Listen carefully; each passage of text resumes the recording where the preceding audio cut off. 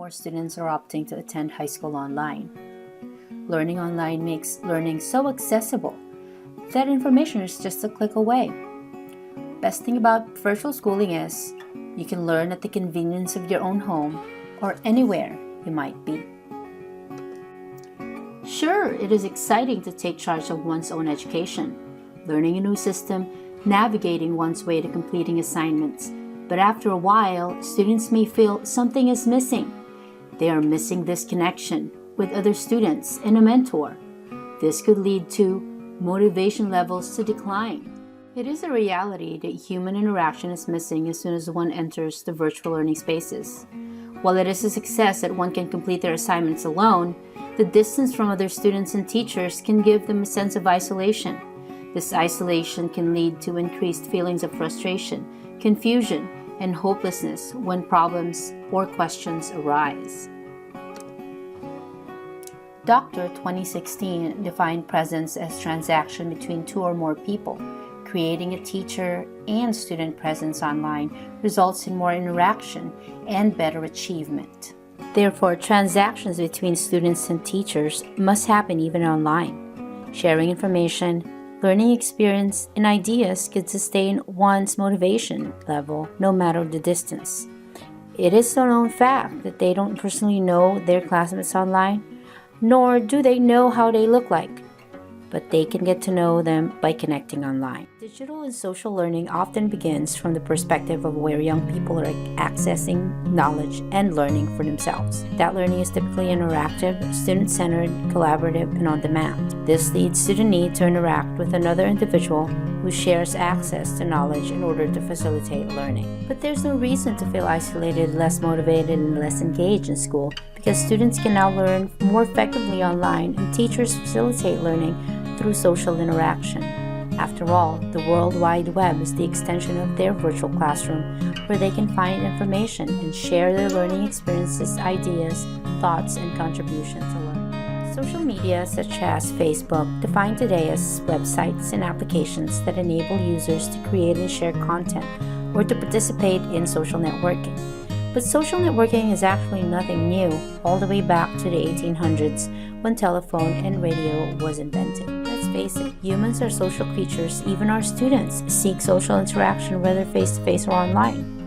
Fast forward to the 90s, the earliest form of communication are chat rooms. Users talk to others online by typing their message and ultimately create a conversation for socialization purposes. Then the keystone moment in the history of social media was the first social media site, 6degrees.com. This site is much like Facebook. It lets users make friends with each other and expand their social circles online. So much more social media sites followed, such as Friendster, MySpace, and all other sites had a fairly good amount of share on how it feels like connecting with others far away and felt as if they're nearby. Then there's Facebook. Back in 2004, Mark Zuckerberg founded the Facebook, meant for students to use within Harvard campus. It is a social networking site for students to connect online. Later, it was extended to other Boston universities and eventually all other U.S. universities, including Stanford here in California. The phenomenal spread of the use of this innovation across the country in 2006, Facebook extended beyond educational institutions, and it is evident that students did start using this social media platform. A lot of applications and capability features are currently benefiting users all over the world, from purely socialization to campaigns, advertisement, and to the use of Facebook for education. In an exploratory study by Aaron Feller and Nagel back in 2016 on the use of social media for learning, they used Facebook groups to understand what motivates students to use the feature of this site and benefits they receive. It turned out students interacted more and promoted higher level of information sharing that benefit the needs of students. In a little research by Lin and Lee in 2015, teachers use social media for classroom management in an elementary school.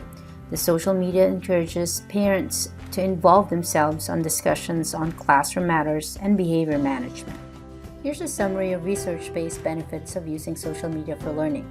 Increased student engagement, social interaction among students, information sharing, encourages parent involvement, and encourages an open atmosphere within the virtual school community. The expectation is that Students socialize to learn. Others can learn through pictures posted. Posted status or information may be useful to others in their classes. Most importantly, supporting each other, because a part of learning is learning from others. There's no need to feel isolated in one's own virtual space. School Connect is a great place for students to interact with their classmates, teachers, and the school community. Here's how we will develop the school social media site. Our website developer will tailor it based on the usual social networking capabilities infused with educational functions. Teachers will have an in-service to familiarize themselves with the basic features of the site as well as the functionalities to facilitate their groups. And together with our school's information technology coordinator and administrators, the content and security features will be put in place, ensuring a safe and secure environment for both students and teachers, who are the main users of the social networking site, is our number one priority. At the beginning of the school year, students will be given orientation about the school's social networking site, School Connect. They will see an icon that they can click from their learning management system and can start creating their student profile. Creating a profile is easy, just like Facebook, except it is exclusive to our school community. If you have issues logging in, our tech support will help you out logging in.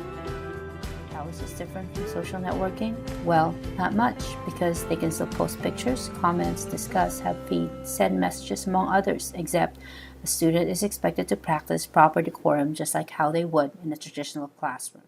With the science department chairs venturesome in initiatives to launch this innovation, the department will create a science Facebook group as a Q&A type of group where students can ask questions to their teachers and students on topics they don't understand. Science resources will also be infused to reinforce scientific inquiry, and videos essential to the class will also be in the system.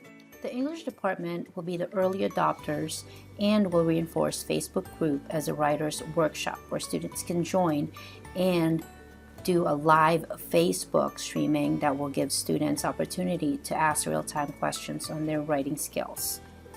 The English department chair and its members are the most enthusiastic and integral part of the school, and the chairperson is one of the great role model who started the school when the school started and the individual to check with. The stamp of approval of this new idea by the English department will help trigger critical mass when they adopt the innovation. The initial function of Social Studies Facebook group will be similar with the Science Department's Facebook group with Q&A, resources, and historical videos. With the History Department chair's influence with the members of the department, it will be easier to persuade the members of the school to use the Facebook group. As for the Math Department, they will eventually embrace the innovation to comply with the growing use of Facebook groups. However, with the department's different approach to support students, which are mostly one-on-one and online whiteboard sessions, the Facebook group for math will mostly contain video resources showing tutorials how to solve problems, and resources will be organized within the Facebook group. Lastly, since the electives and foreign language department have the most diverse course offerings, their group will be more of an interest group page where students can showcase their interests on the electives they are currently taking. It will be an interactive group page as a venue for students to express their interests.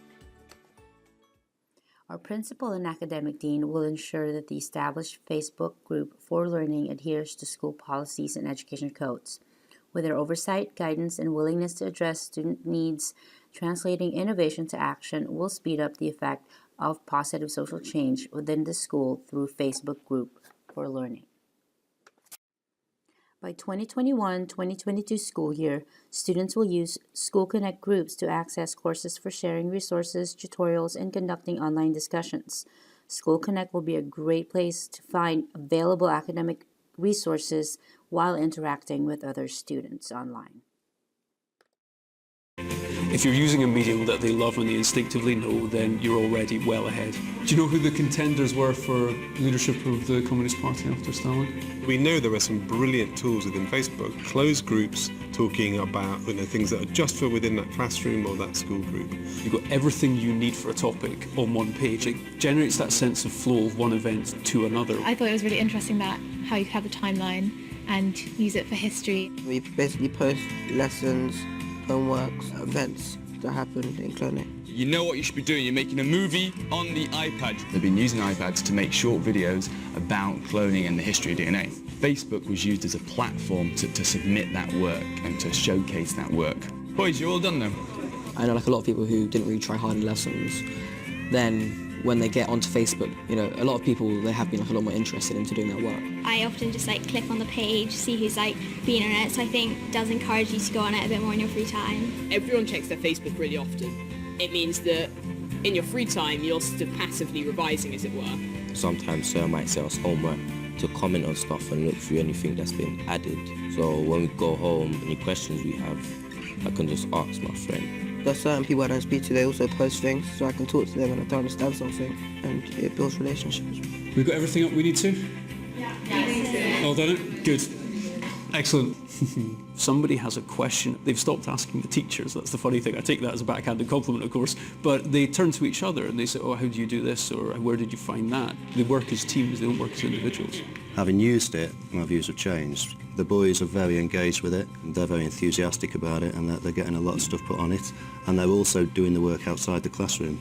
Education is something that's the most important thing that anybody can give to their children, and the opportunities that technology offers is just really exciting. It's limitless what can happen. Let's use it to connect up UK schools with other schools around the world and really use the power of this incredible global platform. All these countries getting involved in discussion groups and posts and replies. So instead of socially networking, we're sort of academically networking. It's a no-brainer really that the use of social media is something that can promote engagement and can promote learning. It's more interesting because it's a different way of learning.